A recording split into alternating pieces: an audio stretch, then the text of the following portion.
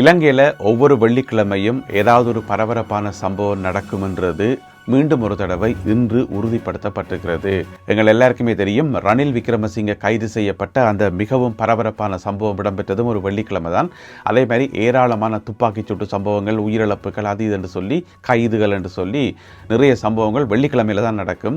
இன்றைக்கு பார்த்தீங்கன்னு சொன்னால், இலங்கையினுடைய முன்னாள் பொலிஸ் மா அதிபர் தன்னைத்தானே சுட்டு உயிரை மாய்த்திருக்கிறார். சிடி விக்ரமரத்ன இலங்கையினுடைய 35வது பொலிஸ் மா அதிபர்.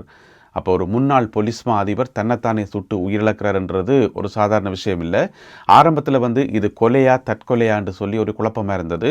பிறகு போலீஸார் வெளியிட்டுள்ள தகவலில் இல்லை அவர் தன்னைத்தானே சுட்டிருக்கிறார், நெஞ்சு பகுதியில் சுட்டிருக்கார் என்று சொல்லி அந்த அறிக்கையில் சொல்லப்பட்டிருக்கிறது. அதாவது தலஹென என்று சொல்லப்படுற ஒரு ஊரில் தான் அவருடைய வீடு இருக்குது. தலஹென பராக்கிரம வீதியில் தான் அவருடைய வீடு இருக்குது. இப்போ நீங்கள் படங்களில் பார்க்குறீங்க. இன்றைக்கு காலமே 7 மணி போல், வழக்கமாக ஒவ்வொரு நாளுமே காலமேல நடைப்பயிற்சி போகிறவராம். ஒரு 7 மணி போல் நடைப்பயிற்சி போகிறவராம். அப்போ இன்றைக்கும் நடைப்பயிற்சி போகிறதுக்கு தான் அவர் வெளிக்கிட்டு இருக்கிறார். அப்படி இருக்கும்போது திடீரென்று தன்னைத்தானே சுட்டிருக்காருன்றது அதில் சில பல கேள்விகளும் சந்தேகங்களும் இருக்குது. எனவே போலீசார் விசாரணைகளை மேற்கொண்டு வருகின்றார்கள், என்ன நடந்தது என்று சொல்லி. இவர் படுகாயமடைந்து அவருடைய வீட்டில் இருந்து அலறல் சத்தம் கேட்டிருக்குது. சுட்டா பிறகு உடனடியாக அவர் உயிரிழக்கையில் அப்போ அலறல் சத்தம் கேட்டா பிறகு அக்கம் பக்கத்தில் இருந்தாக்கள் எல்லாம் ஓடி போலீஸுக்கு தகவல் கொடுத்து உடனடியாக அவர் முல்லேரியா மருத்துவமனைக்கு கொண்டு போய் சேர்ப்பிக்கப்படுகின்றார். அங்கே அவர் உயிரிழக்கிறார். இந்த முல்லேரியா மருத்துவமனை என்றது கொழும்பு கிழக்கு டீச்சிங் ஹாஸ்பிட்டல், போதனா வைத்தியசாலை. அங்கதான் அனுமதிக்கப்பட்டு அவர் உயிரிழக்கிறார். சிடி விக்ரமரத்ன.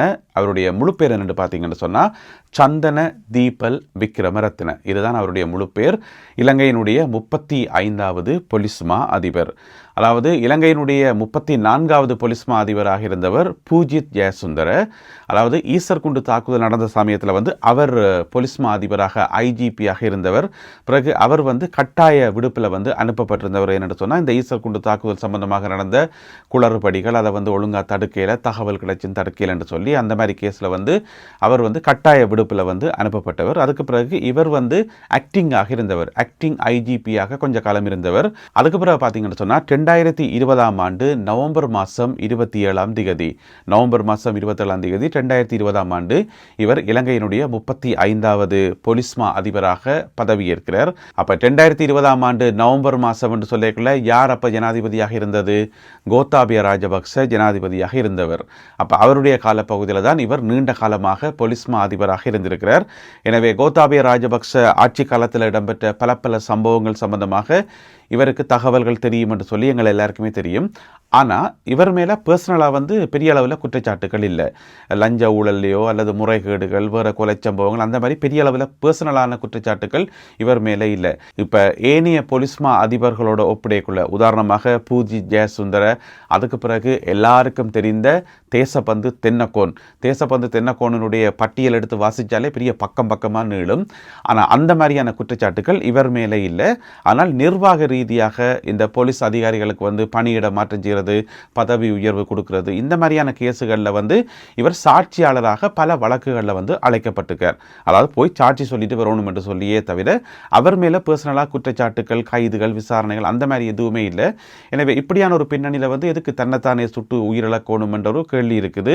உண்மையில இவருடைய இந்த முடிவுக்கு அரசியல் ரீதியான காரணமா, அல்லது அவருடைய பணி காலத்தில் இடம்பெற்ற சம்பவங்கள் காரணமா, அல்லது தனிப்பட்ட காரணங்கள் ஏதாவது இருக்குமா என்ற கோணத்திலே போலீசார் விசாரணைகளை மேற்கொண்டு வருகின்றார்கள். என்னதான் இருந்தாலும் பொலிஸ் மா அதிபராக இருந்திருக்கிறார், கோத்தாபய ராஜபக்சவினுடைய காலப்பகுதியில் இருந்திருக்கார். அப்போ எல்லாருக்குமே ஒரு சந்தேகம் வரும். ஏன்னு சொன்னால், இவருக்கும் நிறைய ரகசியங்கள், நிறைய தகவல்கள் தெரிஞ்சிருக்கும் தானே. எதிர்காலத்தில் வர இருக்கிற சில பல வழக்குகளுக்கு இவர் ஒரு சாட்சியாளராக கூட இருக்கலாம். அதுக்கு வாய்ப்புகள் நிறையவே இருக்குது. ஏற்கனவே இலங்கையில் பார்த்தீங்கன்னு சொன்னால் ஏராளமான சாட்சியாளர்கள். இந்த சாட்சியாளர்கள் எல்லாருமே ராஜபக்ச குடும்பத்துக்கு எதிராக சாட்சி சொல்லக்கூடியவர்கள் தான்.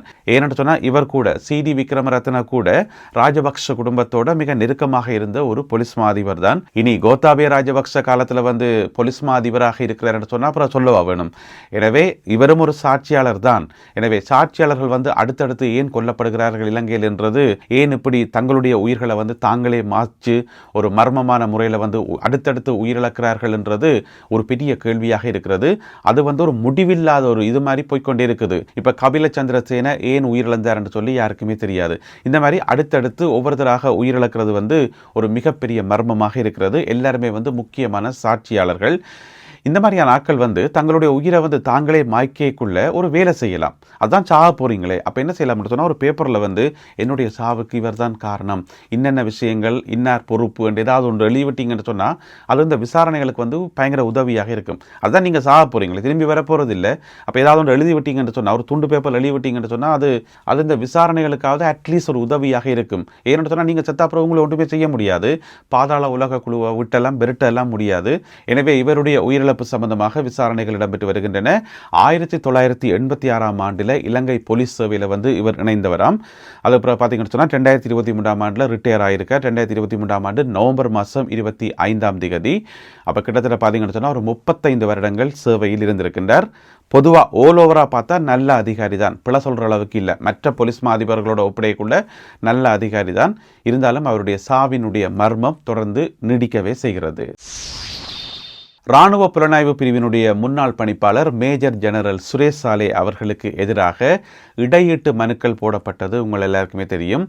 அதில் மிக முக்கியமான மனு யாருடைய மனு என்று சொன்னால் பேராயர் மல்கம் ரஞ்சித் அவர்களுடைய மனு. அவர் உட்பட மொத்தமாக 8 பேர் இடையீட்டு மனுக்கள் போட்டிருக்கிறார்கள். அதாவது சுரேஷ் சாலே அவர்கள் போட்ட அந்த வழக்குக்கு எதிர் வழக்கு என்று சொல்லலாம். அப்போ அந்த 8 வழக்குகளுக்குமான ஆரம்ப கட்ட விசாரணைகள் இன்றைக்கு நடந்தது.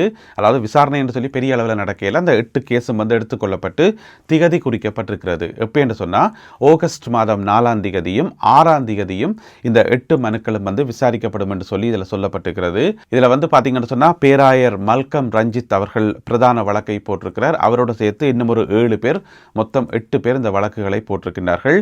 இது கொழும்பு அப்பீல் கோர்ட்டினுடைய தலைமை நீதியரசர் ரோஹந்த அபயசூரிய தலைமையில் இந்த வழக்குகள் இன்றைக்கு விசாரணைக்கு எடுத்துக்கொள்ளப்பட்டு இப்பொழுது ஆகஸ்ட் மாதம் 4ஆம் திகதிக்கும் 6ஆம் திகதிக்கும் ஒத்திவைக்கப்பட்டிருக்கின்றன. எங்கள் எல்லாருக்குமே தெரியும், சுரேஷ் சாலே அவர்கள் பலத்த பாதுகாப்பின் கீழே, அது சிறைச்சாலையாக இருக்கலாம், மருத்துவமனையாக இருக்கலாம், 2 இடத்துலையும் மிக கடுமையான பாதுகாப்பின் கீழே பாதுகாக்கப்பட்டு வருகிறார். அவருடைய மனைவி உட்பட நெருக்கமான உறவினர்களுக்கே சந்திக்கிறதுக்கு பெரிய அளவில் அனுமதி கொடுக்குறீங்களே என்று சொன்னால் அவருடைய உயிர் அவ்வளோ முக்கியம் என்று சொல்லி இப்போ நாட்டில் நடக்கிற சம்பவங்களை யோசிச்சு பார்க்கக்குள்ள ஒரே ஒரு நாள் சுரேஷ் சாலே அவர்கள் வெளியில் விடப்படுவாராக இருந்தால் அடுத்த நாள் காலமே எங்களுக்கு பிரேக்கிங் நியூஸ் வரும். தானே பிரதி அமைச்சர் ஒருவரையும் பாராளுமன்ற உறுப்பினர் ஒருவரையும் கைது செய்ய சொல்லி நீதிமன்றம் உத்தரவு பிறப்பித்திருக்கிறது. அப்போ இந்த பிரதி அமைச்சரும் இந்த பாராளுமன்ற உறுப்பினரும் முன்னாள் பிரதி அமைச்சரும் முன்னாள் பாராளுமன்ற உறுப்பினருமா என்று கேட்டீங்கன்னு சொன்னால் அதுதான் இல்லை. இப்போதைய பிரதி அமைச்சரை தான் கைது செய்ய சொல்லி நீதிமன்றம் உத்தரவு பிறப்பித்திருக்கிறது. ஒரு வித்தியாசமான வழக்கு. அதாவது நகர அபிவிருத்தி பிரதி அமைச்சர் எரங்க குணசேகர அவரையும் மற்றது என்பிபி கட்சியைச் சேர்ந்த பாராளுமன்ற உறுப்பினர் ஜகத் மனுவர்ண 2 பேரையும் உட்பட மொத்தம் 6 பேர் இவ்வளவு பேரையும் கைது செய்து நீதிமன்றத்தில் முற்படுத்த சொல்லி நீதிமன்றம் உத்தரவு பிறப்பித்திருக்கிறது. என்ன கேஸ்ன்னு கேட்டிங்கன்னு சொன்னால் ஏற்கனவே அவர்கள் மேலே நீதிமன்ற வழக்குகள் இருக்குது. ஏற்கனவே அவர்கள் பிணையில தான் விடுவிக்கப்பட்டிருக்கின்றார்கள். அப்போ சரி, பிணையில நிபந்தனைகளோட விடுவிக்கப்பட்டது. அந்த நிபந்தனைகளை மீறி பொதுக்கூட்டங்கள் நடத்தி ஆட்களை கூட்டி நோலம் செய்தார்கள் என்று சொல்லி அதுக்கு பிறகு நீதிமன்ற வழக்கு தவணைக்கும் போகலையாம். நான் தான் பிரதி அமைச்சராச்சே, நானே நீதிமன்றத்துக்கு போகணும் என்று சொல்லி போட்டு போகாமல் விட்டாரோ இன்னும் தெரியல. பிரதி அமைச்சர் எரங்க குணசேகர மற்றும் பாராளுமன்ற உறுப்பினர் ஜகத் மனுவர்ண உட்பட 6 பேரையும் உடனடியாக கைது செய்து நீதிமன்றத்தில் முற்படுத்த சொல்லி நீதிமன்றம் உத்தரவு பிறப்பித்திருக்கிறது. எனவே சட்டத்திறனிகளூடாக அவர்கள் நீதிமன்றத்தில் மீண்டும் சரணடைவார்கள் என்று சொல்லி எதிர்பார்க்கலாம். வழக்கு விசாரணைகள் தொடர்ந்து இடம்பெற்று வருகின்றன. முன்னாள் நீதியமைச்சர் விஜயதாச ராஜபக்சவினுடைய மகன் உட்பட 3 பேர் ஒரே நாளில் அதிரடியாக கைது செய்யப்பட்டிருந்தார்கள். உங்கள் எல்லாருக்குமே தெரியும். அதில் 2வது ஆளார் என்று பார்த்தீங்கன்னு சொன்னால் அவருடைய பேர் சரித் அபேசிங்க, சஜித் பிரேமதாசாவினுடைய எஸ்ஜேபி கட்சியினுடைய ஹொரணை அமைப்பாளர். இவர்கள் 2 பேரும் உட்பட மொத்தம் 3 பேர் கைது செய்யப்பட்டு விளக்கமறியலில் வைக்கப்பட்டிருக்கிறார்கள். இன்றைக்கு அவர்களுக்கு நீதிமன்ற வழக்கு நடந்தது. அப்போ இன்றைக்கு பிணை கிடைச்சதான்னு பார்த்தீங்கன்னு சொன்னால் அதுதான் இல்லை. இன்றைக்கும் அவைக்கு பிணை கிடையாது. இந்த மாதம் 28ஆம் தேதி வரை அவர்கள் தொடர்ந்தும் விளக்கமறியலில் வைக்கப்பட்டிருக்கிறார்கள். என்ன கேஸ்ன்றது உங்களுக்கு ஞாபகம் இருக்கும் நினைக்கிறேன். அதாவது பிரபல பாதாள உலக குழு உறுப்பினர் ஹரக்கட்டா இருக்கார் தானே, அவர் இப்போ ஜெயிலுக்குள்ளே இருக்கிறார். அவருடைய மனைவி துபாயில் இருக்கிறா. அப்போ இவியல் 3 பேரும் துபாய்க்கு போயிட்டு அந்த ஹரக்கட்டாவினுடைய மனைவியிடம் 12 கோடி ரூபா லஞ்சம் பெற்றிருக்கின்றார்கள். ஏன்னு சொன்னால் ஹரக்கட்டாவை பிடிச்சி வெளியில் விடுறதுக்கு. ஏன்னு சொன்னால் அப்பா நீதியமைச்சர் தானே, அப்போ அவரை பயன்படுத்தி அவருடைய செல்வாக்கை பயன்படுத்தி வெளியில் விடலாம் என்று சொல்லி 12 கோடி ரூபா காசு வாங்கினார்கள். இதுதான் குற்றச்சாட்டு. எனவே இவர் ஒரு பிரபலமான லோயர். அப்போ லோயர் வேலையை பார்க்குறத விட்டுட்டு தேவையில்லாத வேலைகள் பார்த்தா இப்படித்தான் ஜெயிலுக்குள்ளே தான் இருக்கணும். ஏற்கனவே ஒரு பெண் லோயர் செவ்வந்தி குரூப் இருக்கணும் தானே, அவைக்கு தங்களோட ஐடி கார்டையே கொடுத்து, தன்னுடைய லோயர் ஐடென்டி கார்டையே கொடுத்து அதில் பேர் எல்லாத்தையும் மாற்றி போட்டு செவ்வந்தி இஷாரா செவ்வந்தி என்றெல்லாம் போடுங்கோடெல்லாம் கொடுத்து தேவையில்லா வேலை பார்த்து அதுக்கும் காசுப்பட்டு தேவையில்லா வேலை பார்த்து அவாவும் அடிக்கடி வெளிநாட்டுக்கு போயிட்டு வந்தோம். இப்போ பார்த்தீங்கன்னு சொன்னால் கனகாலமாக உள்ளுக்குள்ளே தான் இருக்கிறா, வெளியிலே விடவே இல்லை. இப்போ பார்த்தீங்கன்னு சொன்னால் இந்த லோயரும் கைது செய்யப்பட்டு விளக்கமறியலில் வைக்கப்பட்டிருக்கார். எனவே இந்த மாதம் 28ஆம் தேதி வரை அவர்களுக்கான விளக்கமறியல் காலம் நீடிக்கப்பட்டுள்ளது. இலங்கையில் புதிதாக ஒரு சட்டம் கடுமையாக அமுல்படுத்தப்பட இருக்கிறது. இது இலங்கையில் இருக்கிற அத்தனை பேரும் தெரிஞ்சு வச்சுக்கொள்ள வேண்டிய மிக முக்கியமான ஒரு சட்டம். உண்மையில் இந்த சட்டம் ஏற்கனவே இருக்குது, நடைமுறையில் ஏற்கனவே இருக்குது. ஆனால் பெருசாக அமுல்படுத்தலை, கண்ணும் காணாமல் விட்டது. அரசாங்கம் சொல்லியிருக்குது இனி பயங்கரமாக அமுல்படுத்த போகிறோம் என்று சொல்லி. என்ன சட்டம் என்று சொன்னால் வெற்றிலை பாக்கு சம்பந்தப்பட்ட சட்டம். அதாவது வெற்றிலை பாக்கு விற்கிறாக்கள் இருக்கணும் தானே, அவர்கள் வெற்றிலை பாக்கு விற்கலாம், தட்ஸ் ஃபைன், அது ஓகே. ஆனால் புகையிலை விற்கக்கூடாது.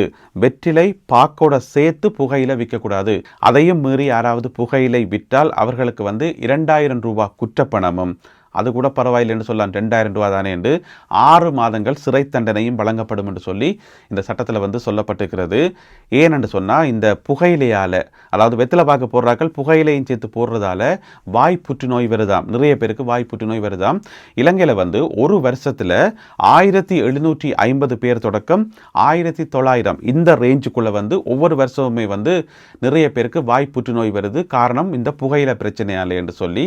எனவே அந்த சட்டம் இன்றிலிருந்து கடுமையாக அமுல்படுத்தப்படுகிறது என்று சொல்லி அரசாங்கம் அறிவித்திருக்கிறது.